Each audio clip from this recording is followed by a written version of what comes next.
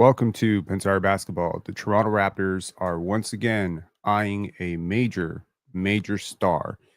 Whenever there is a star available for trade, one thing you can bet, the Toronto Raptors will be somehow involved. Now, whether they are actually involved, whether they are seriously contemplating this, or whether or not this is just another opportunity for the Raptors to drum up interest and maybe gauge interest, do a little bit of market research into what their players are actually worth around the league. Because as you know, some of these trades, especially with teams like Dallas, who are very, who are first apron teams, they can trigger, conversations with side teams, second teams. Maybe the Brooklyn Nets are involved. And now we can talk to the Brooklyn Nets about how they feel about this player and that player. And who knows, maybe getting in on the Anthony Davis trade is just a means of finding a way to talk to the Brooklyn Nets about Davon Sharp or somebody else. So that's definitely it. In this video, we're going to talk about Anthony Davis. We're going to talk about the entity that is Anthony Davis, whether or not it would be a good idea for the Toronto Raptors to consider this trade. It's not going to be a super long live. I have to get out of here at 7 o'clock anyway for a meeting. It will also be an opportunity to discuss the apron, the Toronto Raptors cap sheet, and frankly, the mess that the Raptors find themselves in lieu of Jakob Poeltl's disappointing season so far. Jakob Poeltl is owed a tremendous amount of money. And I think a lot of Raptor fans are predictably, who were a little bit concerned when that extension was signed this offseason, are now in full-blown panic mode. I think people who maybe had some concerns about Grady Dick this offseason are right now, after yesterday's, wait for it, negative 39 box plus minus performance. That is not a joke. That is not a typo. Negative 39 last night. Unbelievable. I knew when I watched it, it was going to be in the double digits of negative. I never in my life imagined it could be a negative 39 box plus minus performance. That is ridiculous. I understand the trepidations. I also understand that there are some people in our community and beyond our community who felt that RJ Barrett perhaps deserved an extension in place of Jakob Poeltl, that maybe what RJ represents to the city, given his Canadian roots, given that he's a hometown kid, given the fact that he is a 20-point per game scorer and those don't exactly grow on trees, given that he loves being here, wants to be here, is a major cultural ambassador. I feel like a lot of people felt that he deserved an extension. And right now, whatever negotiating power you had is now gone because the Raptors have looked like a mess without RJ. And if you're RJ's agent right now, you're pitching this stretch of basketball without RJ, where the Raptors have been the worst offense in the NBA, as, hey, RJ is basically an MVP candidate. How could you possibly hold us out of a $30 million extension? And at the point of signing that $30 million extension, the Raptors will then add yet another contract to their books that nobody in the league really wants to touch, because RJ Barrett is not worth $30 million to anybody in the NBA right now. There isn't a team that you can realistically expect will give you positive value on a $30 million RJ Barrett extension. And yet at the same time, you can make a very, very coherent argument if you're his agent that he is every bit as good, if not better, than Immanuel Quickley for this team. And Immanuel Quickley, of course, you pigeonhole yourself by signing him to a $32 million deal. You sign Jakob Poeltl to a deal that will pay him north of $29 million a couple of years from now. And no matter how you feel about, what parts of that deal the Raptors won, i.e., the last year of that deal is not a fully guaranteed. That's part of the win of that extension with Jakob Poeltl. That was over $100 million. There's also the fact that you coerced him, convinced him, whatever, to pick up his player option next year, which, of course, given the rising tide of the cap, you feel he'll be slightly underpaid next year, slightly overpaid the following year. And you think, hey, maybe that's a win for us. Wash out one year, get plus the other year. I don't think it's a win at all. And we'll take a look at that. But first, let's do a little bit of a primer for those of us who are not capologists and figure out what these restrictions are and what the boogeyman that is the second apron even is. Are the Raptors really 1 million away from the apron? This is going to be, 5 minutes of a little bit of cap jargon.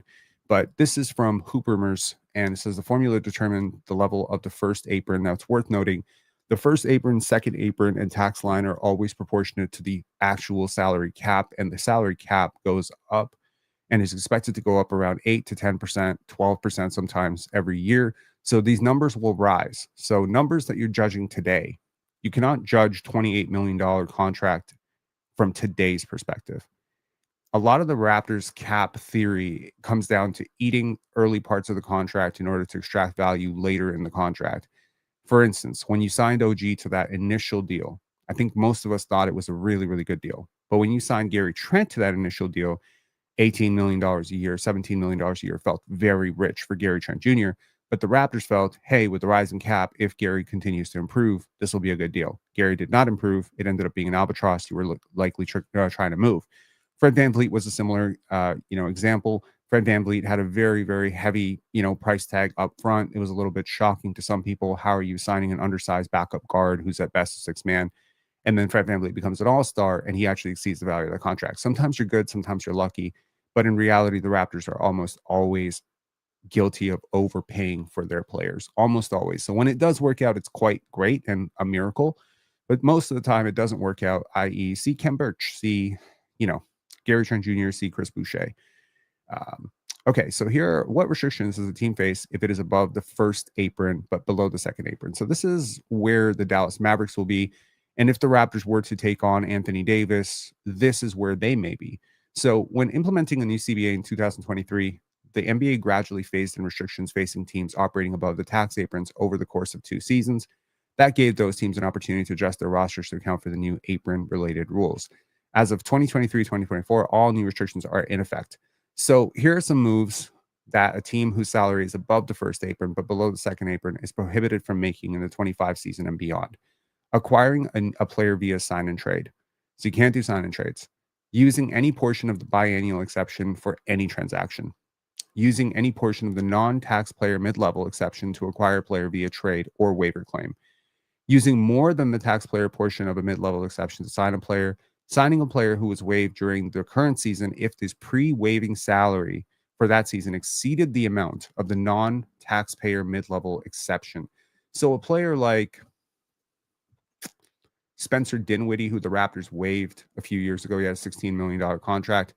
That player no longer has the ability to go to, say, a team like the Cleveland Cavaliers, but also all the first apron teams. Second apron teams, of course, are completely banned from signing these types of players. But worth noting, okay, so using more than the outgoing salary for a trade for matching purposes to take back more than 100% of the outgoing salary, and using a traded player exception generated during the prior trade year, so between the end of the previous year and the end of the current, most recent regular season. Few points related to these restrictions. A team operating above the first apron doesn't have access to the biennial exception or non-taxpayer mid-level exception, both of which can be used to sign a player, acquire a player via trade or a waiver claim. First apron teams can use their taxpayer mid-level exception, but you can only use to sign a player, not acquire one via sign and trade or waiver claim. A team restricted to, okay, so that makes sense. So for instance, DeAndre Ayton was a good example. The Lakers used $14 million, I think, to sign DeAndre Ayton when he was waived from the Blazers. Or was he $7 million? I can't remember what DeAndre Ayton was signed for. Anyways, DeAndre Ayton would be unavailable to a team operating above the first apron. A team restricted to the taxpayer form of the mid-level can't exceed its limits in dollars or years. For instance, the 2024-2025, the taxpayer mid-level exception can be used to sign a player to a deal with a starting salary of up to $5.1 million for up to 2 years. That means a team using its mid-level exception to sign a player to a 3-year contract worth $3 million annually would have to use a non-taxpayer mid-level to do so, since the deal would only fit within the taxpayer mid-level in terms of money, not years. The 15 minutes above this is important to remember after the trade deadline, when the certain veterans negotiate contract buyouts. If the player's salary exceeds the full value of the non-tax player mid-level, which is $12.8 million, would be ineligible to sign with a team operating above the first apron once he clears waivers and reaches free agency. The second apron is worse. You cannot use any portion of the mid-level exception. Aggregating 2 or more salaries in a trade cannot be done. Sending out cash as part of a trade cannot be done. Acquiring a player via trade by using a signed and traded player for salary matching purposes cannot be done. Acquiring a player via trade using a traded player exception, if that TPE was generated by sending out players via sign and trade, cannot be done.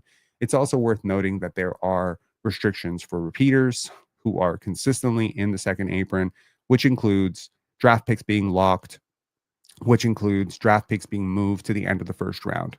Now, these restrictions are interesting, but it's also worth noting that some teams, it doesn't impact as much. So, for instance, if you're a really, really good team like the OKC Thunder, your pick being moved to the end of the first round does not scare you because your pick is already moved to the end of the first round and you already own half the rest of the picks in the league. So it doesn't matter. It doesn't matter as much. So the big boogeyman, I mean, of course, there are dollar for dollar, financial penalties, but in the age of billions of dollars being used to buy teams, these restrictions are much more punitive or much more damaging when it comes to roster flexibility. So one of our channel viewers, his name is Sunil, and he sent me an email, and I want to read it out to you guys. It's a good one. Let me just actually pull it up on the screen so you can actually see it. And so this email by Sunil is titled Apron Implications. He says, "Hey, Pen, I'm sure you'll address the rumors of AD to Toronto expected to be suitors as the lowest form of involvement, but sure. Having said that, one of the talking points is how close the first apron Toronto is, under 1 million. This is a half-truth. The reason we're so close to the apron is because of unlikely to be earned incentives, ULTBEs.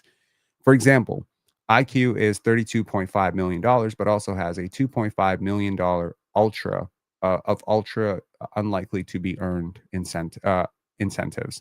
So his salary for trading purposes is 32.5, but trading him would actually free up 2.55 million of space for under the first apron. This is worth noting Sunil's going to get into this actually, so let me just read this out. Now, we still don't want to be a tax team, so this is mostly moot, but Toronto is an interesting team cap-wise. There's only 8 million between the tax and the apron. We are 800,000 above the tax, but we're also 6.36666 in unlikely to be earned incentives, likely a Bobby Webster special to eat into apron space without going into the tax. RJ has a $3.36 million unlikely to be earned incentives. Thank you, New York. IQ has 2.5. Jakob has 0.5. It also means those three players are probably never going to be traded to teams in or close to the apron who are likely trying to duck the apron like Dallas. From a cap perspective, my ideal trade partner for Dallas would actually be the Kings. And he mentioned, some things that, potentially could work.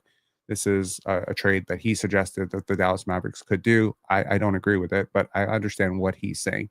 So his deal would be Dario Saric, Malik Monk, DeMar DeRozan, Zach LaVine for Anthony Davis, Kyrie Irving, and Najee Marshall. I really don't understand why.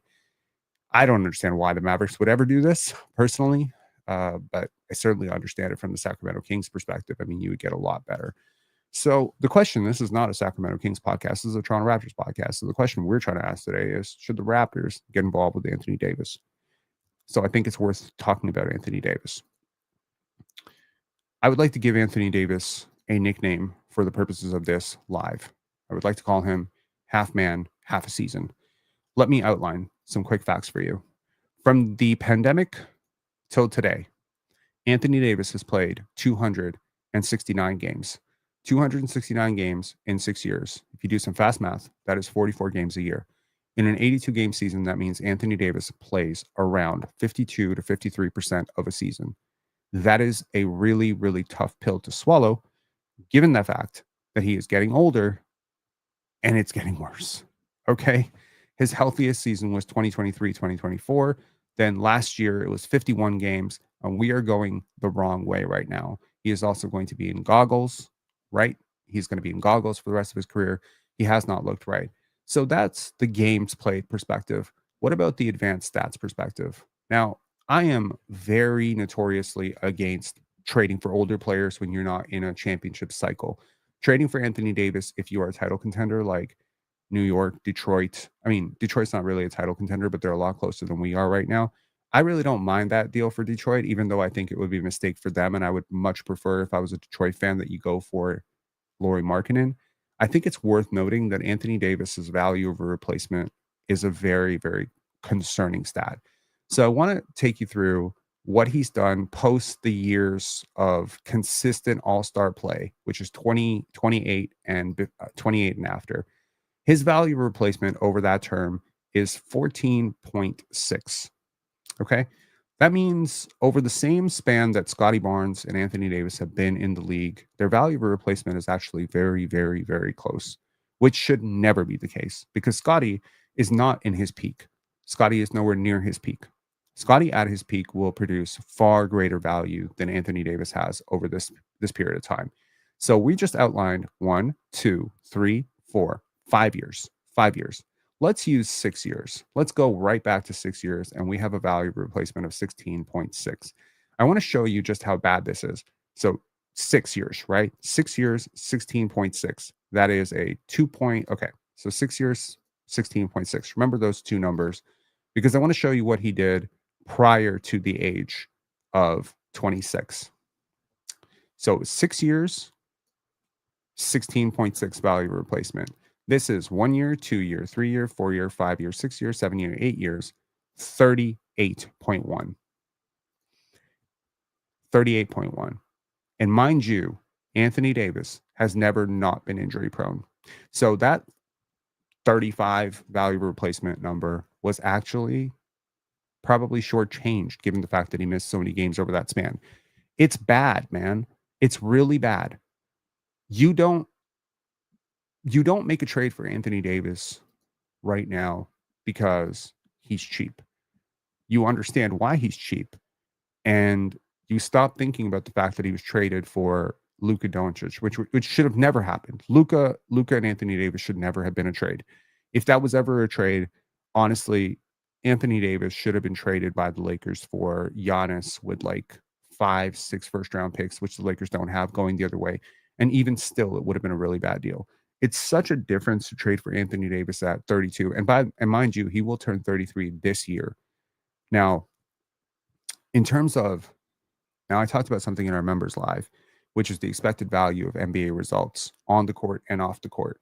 What is the expected value of making a trade for Anthony Davis? Okay. The expected value is you are way less likely to be swept in a first round series if he's on your team. You are also way less likely to make the playoffs in my humble opinion, because if he misses time and what you trade for him is 3 rotation pieces, then what you have around him is not enough. You don't have enough. If you trade RJ Barrett, Jakob Poeltl, and Emmanuel Quickley for this guy, or even if you trade 2 of those pieces for him, you don't have enough left to compete. Players like Grady, players like Jacoby, players like Jamal, players like CMB, had they been a little bit better, if they had been a little bit more NBA ready, let's just say instead of Grady, you got Cason Wallace, and instead of CMB, you had, I don't know, Derek Queen. We can talk about it. Now we can talk about it because those players are ready to compete. They're a little bit closer than the players you have right now. Unfortunately, what you have on your team is a roster full of question marks. Question marks. I don't know that Jacoby's going to be good. I suspect he will be very good. I suspect he could be insanely good. I suspect Jonathan Mobile will be an 8-year veteran. I suspect that CMB will eventually figure out his finishing issues, and the fact that he shoots, I don't know, sub 40% around the rim when contested is probably going to be something that he'll work through over some period of time. You don't judge 20-year-olds. You don't write a life sentence on their career in the first 2 months of their rookie season. That would be stupid. But that being said, it doesn't matter what CMB will be 5 years from now because Anthony Davis won't be on this roster. I understand the impulsivity. I get it. But yesterday should be a humbling reminder that the Raptors are not contenders right now. They've never been contenders. When they were 15-4, they weren't contenders. Now that they're 15-12 or whatever the hell they are, 15-11, they're not contenders. They haven't been contenders this whole time, right? What they were was a team on the rise. And then what they should remain is a team that's on the rise. Making marginal moves around the margins of your roster makes sense. Investing in maybe a defensively oriented 5th starter might help. It might help, but that player cannot be a non-shooter. So it narrows the field a little bit. It's not like you can just go out and get Haywood Highsmith, right? It's not like you can just, I don't know, ask for Davion Mitchell back. You can't do that because you need offense from that position. And for all the stuff that people talk about the Miami Heat, they are also losers of 4 straight. So maybe it's important to understand what are the Raptors right now. The Raptors are a team that is very likely to play 500 basketball for the rest of the season, whether RJ Barrett comes back or not. What that would mean is the Raptors are probably going to be a 44 to 46 win team. Probably. 50 would be pushing it. 40 would require a pretty big collapse. 42 would be a disappointment. 44, 45 feels fair. 44 to 46 feels fair. In that range, you will probably not have home court advantage in the Eastern Conference. You will likely be matched up with a team like Cleveland, Orlando, perhaps Miami, but probably Philly, something like that. Or maybe New York, if you're deeply unlucky. Maybe New York. Now, I don't think the Raptors are so far away from competing with New York. I really don't think that they're so far away. I don't think yesterday's performance that Scotty put up is necessarily an indictment of him. I think this team is tired. Jamal Shed talked about it yesterday. We're really tired. Jakob Poeltl, does not look like himself. He looks out of sorts. He's had a lot of moments like this year, man. Like when Darko Rajakovic was discussing Jakob Poeltl, he did not seem like mildly concerned. He seemed majorly concerned because the things that Jakob Poeltl is doing on the court right now are unbecoming of a 4-year veteran, much less a near 10-year veteran. It's quite ridiculous. Running the ball in the fast break, 2 guys wide open, you throw the ball away. This is the type of move that Precious Achiuwa is known for. That's a Precious Achiuwa move right there. To have one of your smartest players doing that is very concerning indeed, right? Now, it's worth noting the Raptors played with quite a bit of pace early in the season. They tried very hard. They were one of the hardest working teams. They cut hard, they play hard, they run hard. And they were a team that a lot of people around the league suspected might get off to a really hot start, but their brutal schedule made it so that maybe they wouldn't get off to a hot start. But then when they did get off to the hot start, you start dreaming like, what if this is real? Like, what if Ingram really does stabilize everything? What if Ingram and RJ and Scotty can really be good enough to win? And I think when you slow it down, the holes appear again. The defense has been a concern all year, right? Even when they were a top 5 defense, there was almost like a look on it like, how are they a top 5 defense? How? Like, I'm watching it with my eyes, and this team is just really bad at recovering to shooters, staying in front of guys. They're bad at containing the basketball. They have glaring holes all over the roster. Grady Dick is still a non-defender. Jakob Poeltl is slipping on that end. Scotty Barnes cannot keep doing this much. And yesterday, you saw what happened to the defense when Scotty Barnes did not do that much defensively. You really struggle. You really struggle. You have defensive players who are capable defensively. Guys like AJ Lawson provide a bit of a punch on that end. Jamal Shed provides a bit of a punch on that end. Emmanuel quickly has been passable, but not great. You have guys like Ochai Agbaji who have tools defensively. You have Jacoby Walter out there who has been very inconsistent this year, really bad or really good or really bad or really good or really bad or really good. But none of these guys are upper rotation players on like a championship team, right? Like, ask yourself, like, how many players on your team would command rotation minutes in Denver, OKC, or New York? And the answer is probably 6, maybe. Now, how many players on their teams would command upper rotation minutes in on your team? Ask yourself this wonderful little question. Yesterday, the starting lineup. Now, there was a comment yesterday from Troy Knights, and it was a good one. It was a really good one on our video. He said, how come when the Raptors beat depleted teams, people say it doesn't count, but then when fully healthy teams beat the depleted Raptors, it somehow really counts? And I hear that. I really do. And I think that point holds true because yesterday the Raptors started Jamal Shed and played Chucky Hepburn real rotation minutes, right? Yesterday, the Raptors played Grady Dick and AJ Lawson and Chucky Hepburn in a must-win game. And I don't think those players would play in OKC. I really don't. So the question is, how many players in OKC's rotation roster right now would actually start for you? And I want to point this out largely to look at the gap between what is waiting for you in the NBA Finals if you ever got there and what you currently have. So give me 1 second to pull up OKC's roster, okay?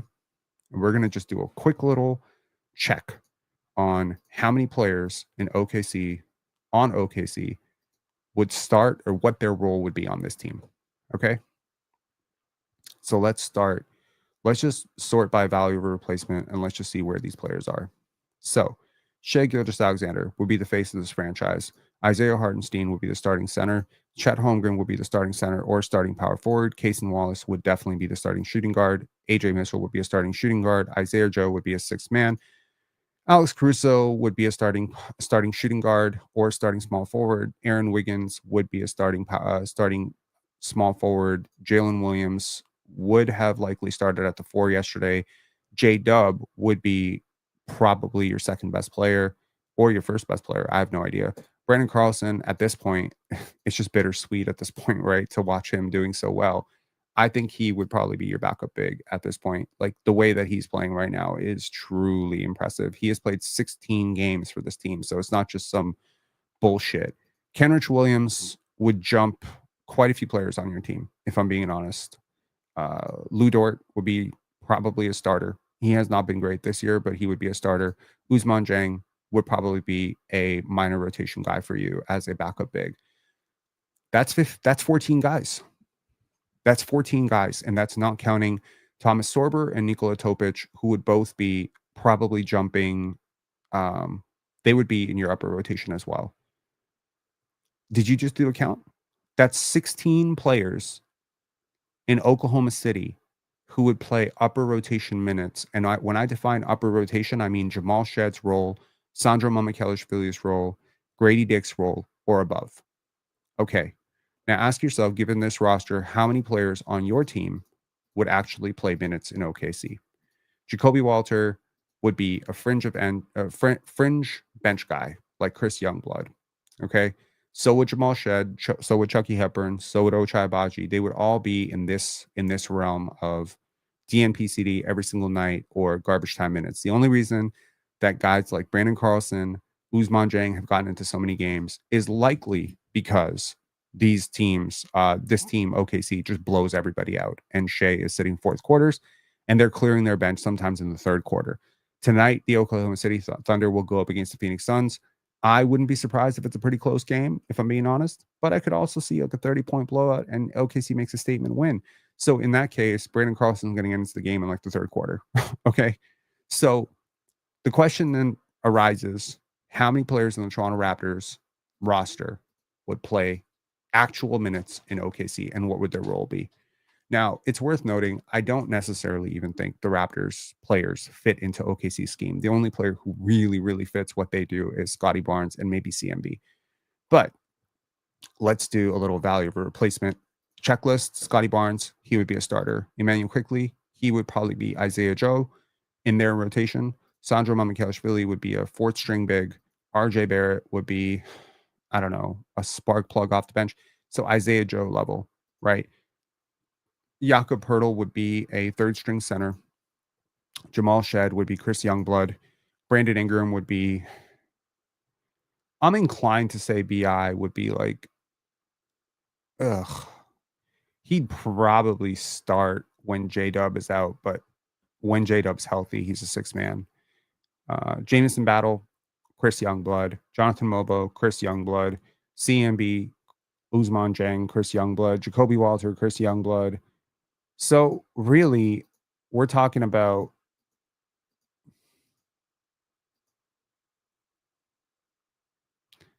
who plays? Maybe these five? Nah. Upper rotation for Ochai? Hell no. If we're talking actual rotation players in OKC, those are your four guys. Jakob Poeltl, maybe five. So maybe your starters will be rotation guys. Maybe. So that's kind of the point. That's the talent gap. And you're not making up this talent gap with an Anthony Davis trade, because if you trade out Anthony Davis, you're likely trading three of these players, right? Three of these players or two of these players.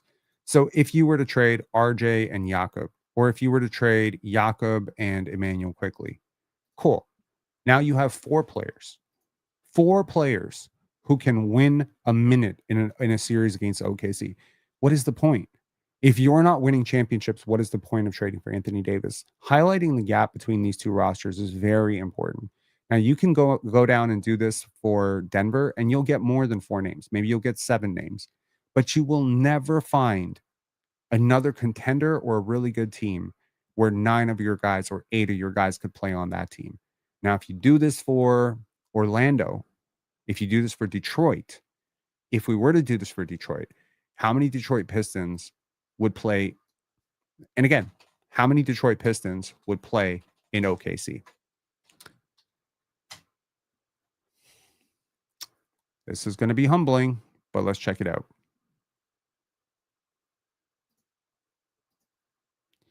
Cade Cunningham would start. Jalen Duren would be a backup big or possibly a starting big. Honestly, he might start over Isaiah Hartenstein. So there's already 2 starters there. Asar Thompson would likely play like 7th man. Paul Reed would be a 3rd stringer, so we'll leave him off. Duncan Robinson, likely a 3rd stringer. Isaiah Stewart would be a backup big. Tobias Harris would usurp Aaron Wiggins' role easily. Karis LeVert would likely be like an 8th guy, 9th guy in that rotation. Dennis Jenkins, I don't know. Jaden Ivey, I don't know. The rest of these guys, it's suspect. Maybe Ron Holland. Maybe Ron Holland would be a guy who could get like 9th man, 10th man minutes in the Aaron Wiggins role. It's a little bit better. Now, again, we're comparing to what is arguably going to be a 72 win team, 73, 74, 75 win team. The OKC Thunder are on pace for like 77 wins. I don't know what to tell you. Okay. They're probably not going to win 75, but they could. They're realistically possible to win 70 games. Right now, if you were to go on one of those betting apps and try to bet OKC over 60 games, the bet is not even available. Try to bet over 70 and you can turn $1 into 60 cents. That's where we're at right now. Okay. If you want to turn, I don't know, $1 into $10, try to bet the Raptors above 55 games this year. The gap is enormous, is what I'm saying. The gap is tremendous between these rosters. So it's one thing when, a team like New York, Orlando, teams like this want to make a move because they have the types of upper rotation players that can play those minutes. You're not an Anthony Davis away from a finals run. I don't hate to break it to you. You're not. Okay. You are an Anthony Davis plus Day'Ron Sharpe plus Kyrie Irving plus a training camp away from a miracle finals run. That's the gap. Because as much as you want to say Emmanuel Quickley is negative, and I get it, as much as you want to say Jakob Poeltl is negative, I get it. You can't win games without either one of these players. So if you trade them for Anthony Davis, then in the games that he's going to miss, which will be a lot of games, like if you could guarantee me he's healthy, if you can guarantee me that Anthony Davis plays every game this season and every game next season, or at least plays 80% of the games over the next 2 years, which nobody can and nobody would, no insurance company is going to guarantee that for you. If you can guarantee that, I'll pull a trigger on this trade 100% of the time. However, if I am betting on Anthony Davis to play above 50 games, I am slamming the under every year. This is not a good trend, guys. He came into the training camp with an orbital issue or an eye surgery. He came in woefully out of shape because he couldn't work out with the eye surgery. Now he's missing time with Achilles strains. If he tears his Achilles, this is not Kevin Durant. He's not the shooter that KD is, and he's not the age KD was. At 33, if he tears his Achilles, you are staring at Joel Embiid part 2. But unlike Joel Embiid, he has none of the intrinsic value to your franchise because you didn't draft him, you didn't develop him, and he doesn't have that sort of hometown hope hero thing, number one. Number two, he's not as young as Embiid. Number three, he was never as good as Embiid. So this is like tough, man. And I like Anthony Davis. Please understand, I'm a big Anthony Davis fan. One of my most famous takes, which Dwayne Wade even found ridiculous because he responded to it, was Nick Claxton is closer to Chris Bosh than Chris Bosh is to Anthony Davis. My big slanderous Chris Bosh's shit take on player's choice. Now, I fully stand by that. I think Anthony Davis is that dude. I often talk about Anthony Davis in comparison to Scotty Barnes, and I say a lot of the stuff that I see in Anthony Davis, the same stuff I see in Scotty Barnes, other than the health, leadership. If Anthony Davis had a real dog in him, and granted, he was 5 years ago the best player, or arguably the best player on a championship team. Okay, he played the best. LeBron was the best player, but he played the best. He was very instrumental, but his jump shooting hasn't been great. And if this was Anthony Davis aging gracefully like fine wine, kind of like Giannis a little bit, even though injuries are catching up with Giannis a little bit, if he had developed that three, perfectly, where he was shooting competently 37, 38% from three, even 35, 36%, I could be okay with it. But that's not where Anthony Davis is right now. So that all being said, is there a trade that I would really make for Anthony Davis? Let's explore it. Is there a trade I would make for Anthony Davis? I don't think so. I don't really think so.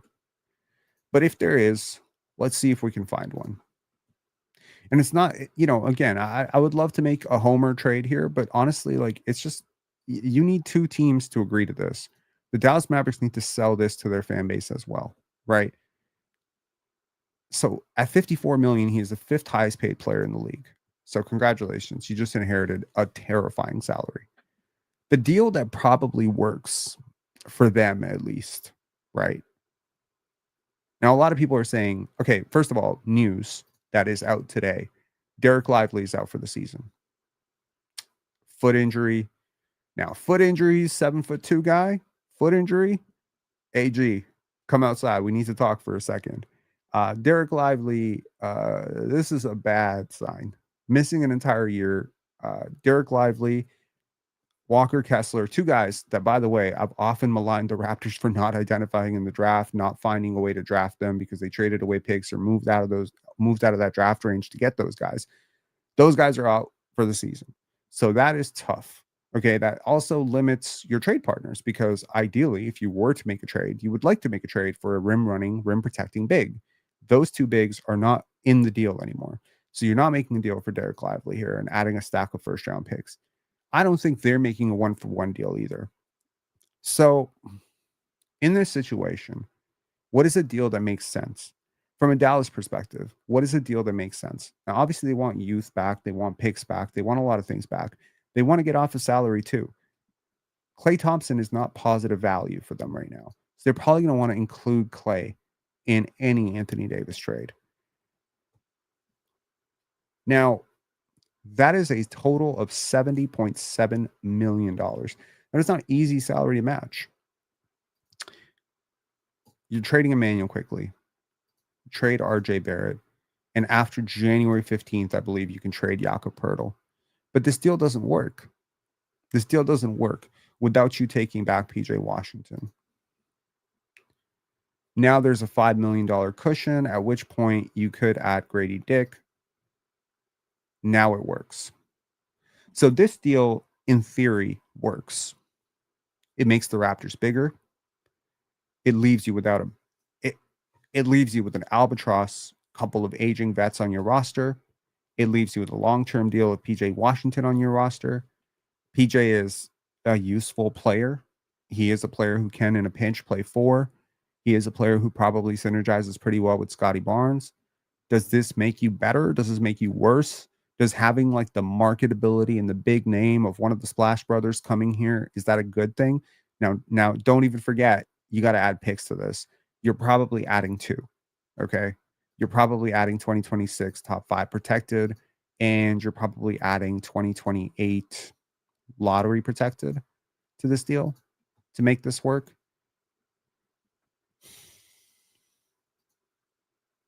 Now, it's going to say the deal failed, but it didn't fail for any reason that you can't get off of it. PJ Washington cannot be traded until March the 3rd. Never mind. So PJ can't be traded. Let's go back. Let's go back. Let's go back. Let's go back. So PJ cannot be traded. Shoot. Okay, so we got to undo PJ. Gafford? Okay. This does kind of leave them without a center other than Jakob Poeltl on their list. Okay. This would result in the Mavericks crossing the tax apron, which is hard capped to the second apron. Therefore, this trade is not possible. Remove $4.5 million of incoming value. What? What did I do here?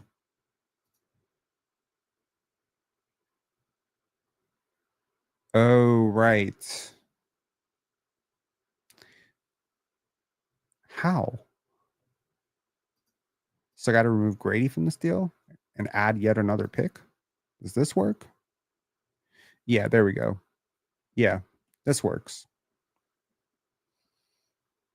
So I guess that's a question for you. Would you do this deal? And I mean, from a Raptor standpoint, you do this deal because it makes you better, but it creates other issues on your roster. Number one, you get way older. Immediately, you get so much older. You do get some shooting around Scotty Barnes, right? Between Klay Thompson, like in Klay Thompson and Anthony Davis, you do improve your spacing a little bit from RJ Barrett and Jakob Poeltl. Granted, Klay is having a season from hell. You don't lose Grady Dick, you don't lose CMB, and subsequently you could still do a trade for another big or a point guard. This would have to follow up another trade. So at this point, Mamu moves to the 4. Gafford is the backup 5, backup center for when Anthony Davis inevitably misses 2 weeks. You're not totally, depleted of your shooting. And subsequently, you make a deal for either Grady or Ochai, and then you go try to find a point guard somewhere that's disgruntled, right?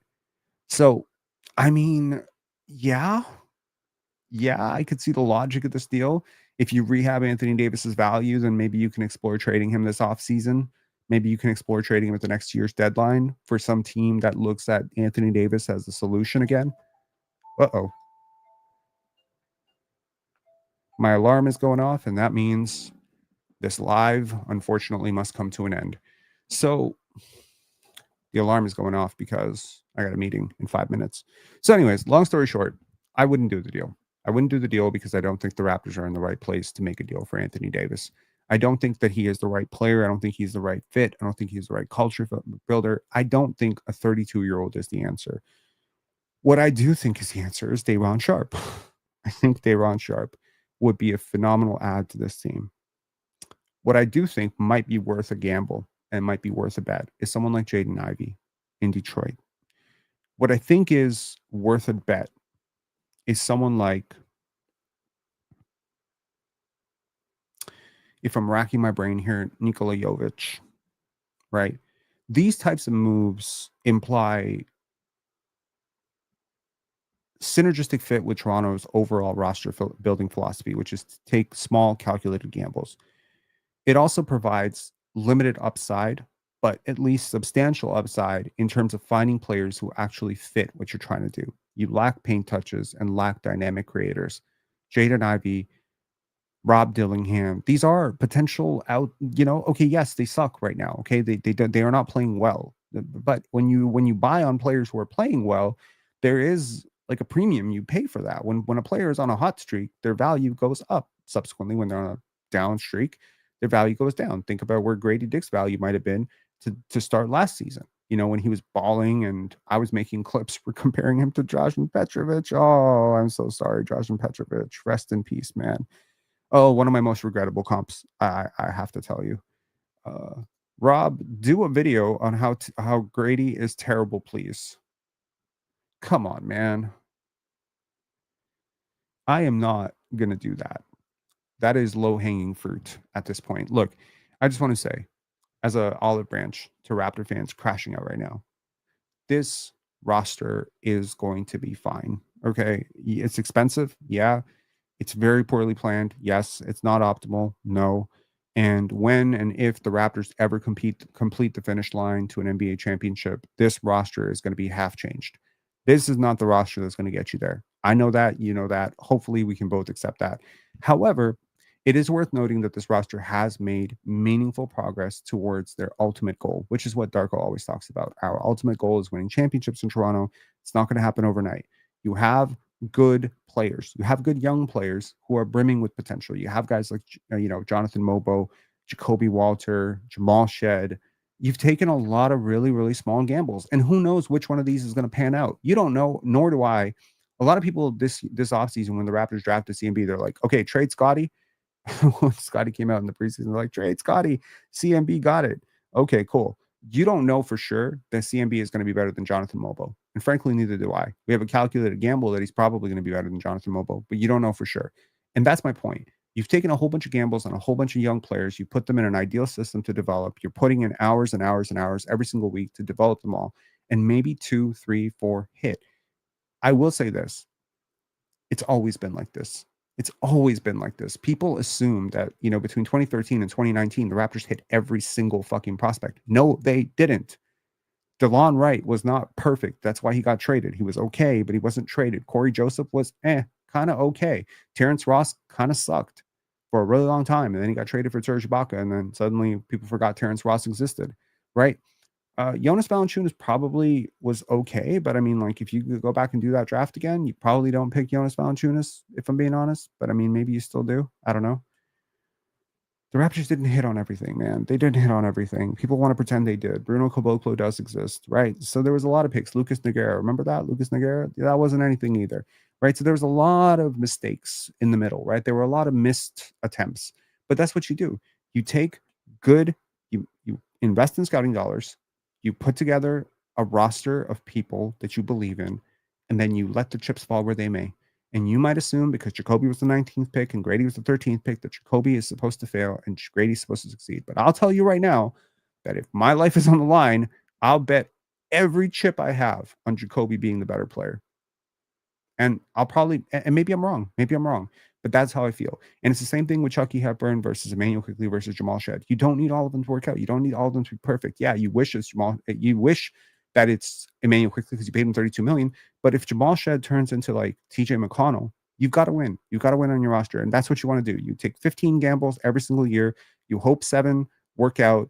You trade 3 to 4 or waive 3 or 4 that don't work. You bring in 7 new players, try it all again. You hopefully have a roster like OKC where 16 guys are really awesome.